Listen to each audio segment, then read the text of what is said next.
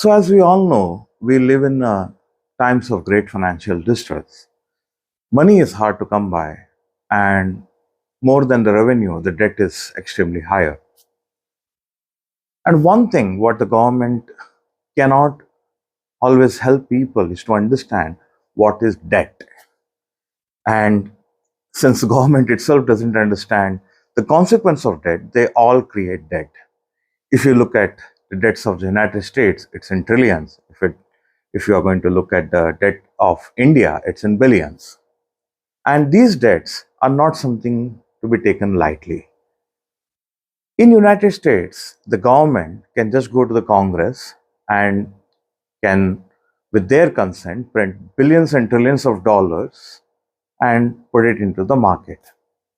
And since it is still the world's most influential currency, it didn't have to see a lot of factors like inflation and everything. For example, if you look at Venezuela, they had a trouble with the economy and they too tried to print money. And as a result, the money is not worth in the paper it is printed at the end of the day. What is debt? In Arthashastra, it is explained in a very subtle sense. They say that when you buy things you don't need with money you don't have, that instance creates debt. Now, you need to understand there's a distinction between need and want.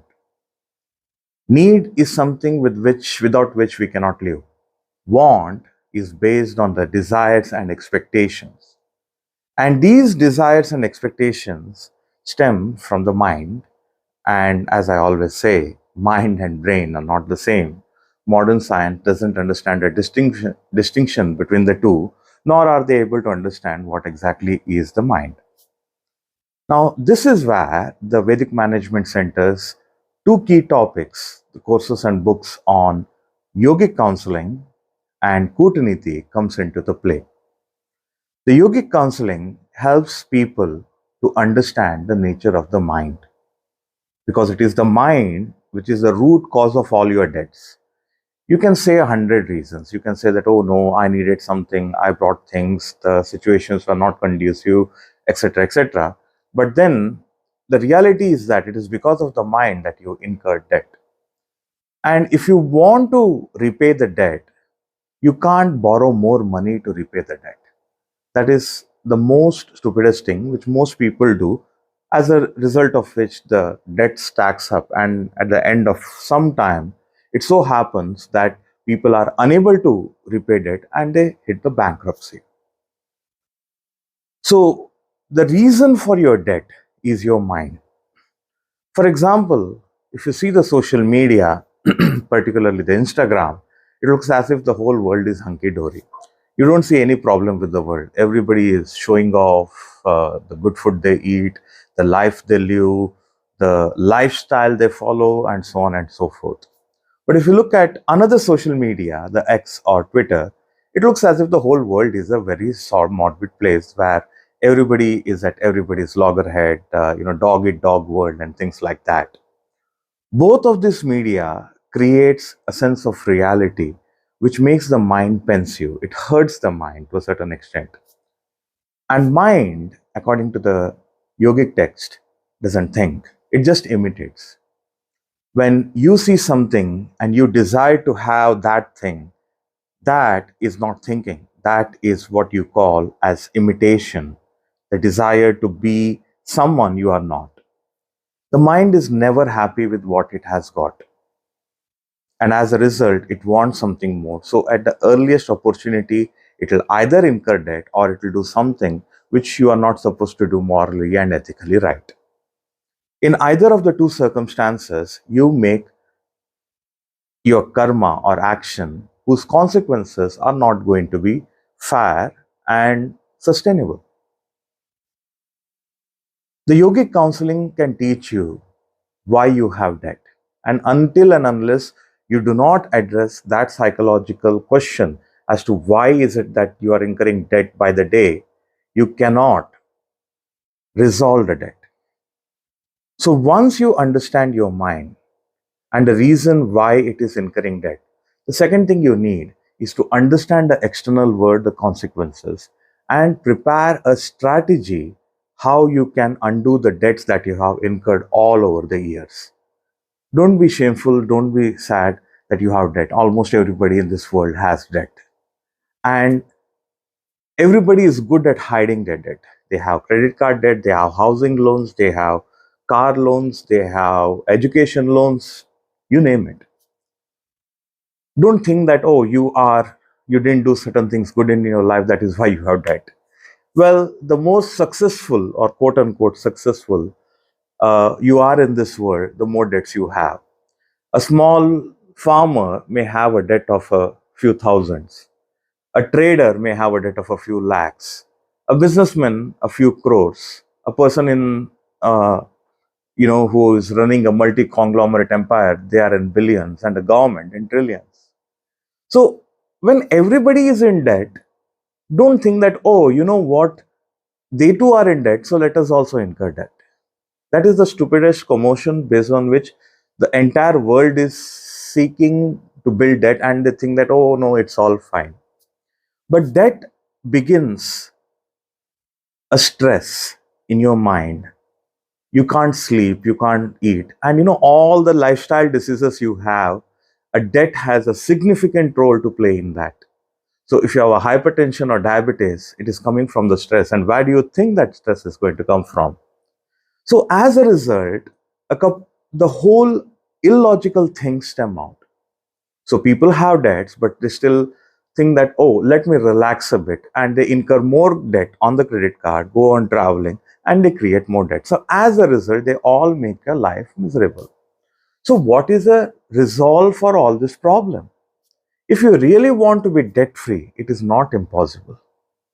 There are two important precursors for ensuring that you can let go of debt. The first thing that you need to do is to understand why you have debt in the first place. Then what you have to do is you need to understand how you can earn more money. And in both cases, what the key ingredient you need is your mind, which is not brain. Once you understand that, then you need to know how to place your skills to the markets in a strategic way so that it is valued and it can earn you sustainable revenue to repay the debt. So, only tech, if you go back to the conventional textbooks, they will not give you an idea how to come out of it. They will give you the theories. Whereas the yogic counseling will tell you how the debt is being incurred, and the Kootaneeti will teach you how to be done with that debt. The debt is a sophisticated term in Vedic philosophy. Financial debt is what I just spoke of, but there are other debts too. We have debts to a nation, we have debts to our parents, we have debts to the world outside, we owe a debt to this planet. And one of the beautiful ways which the rishis used to atone themselves is by this beautiful hymn which is called as Gayatri Mantra. And no, Gayatri Mantra is not the hymn for the sun. It is often misconstrued and mistranslated for several reasons. But as we teach in our Vedic Sanskrit course, the Gayatri Mantra, which is something like Om Bhur Bhuhaswaha, Om Tassavitur Varenyam, Bhargo Devasya Dhimahi, Dhiyo Yona Prachodayat. The reason why they think it is to the sun is because Tat Sa Vitur Varenyam, four different words, are made into one due to the pronunciation mistake, and they are called as Savitra. And Savitra is basically the sun. However, what the entire mantra teaches us is that I, this body, this mind, and consciousness, have come into this earth, into this body, and I'm taking so many things from the world outside. However, while they take the water from the river or the lake, look at the sun, and they give the water back, they are affirming that I will leave everything behind, but better than I found them. It is not a crime to incur a debt. Sometimes you need to incur a debt to sustain. But to incur a debt, to show off, to pretend someone you are not, and to do things that you do not want to do otherwise is stupidity. Our conventional system doesn't teach these critical aspects of mind and the strategy. And as a result, we follow the mind, all that it wants. We look at other people, their pose, and we create an untruthful life.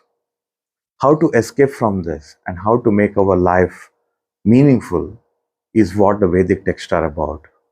And yogic counseling and Kootaneeti are the two critical components that can help significantly in this regard.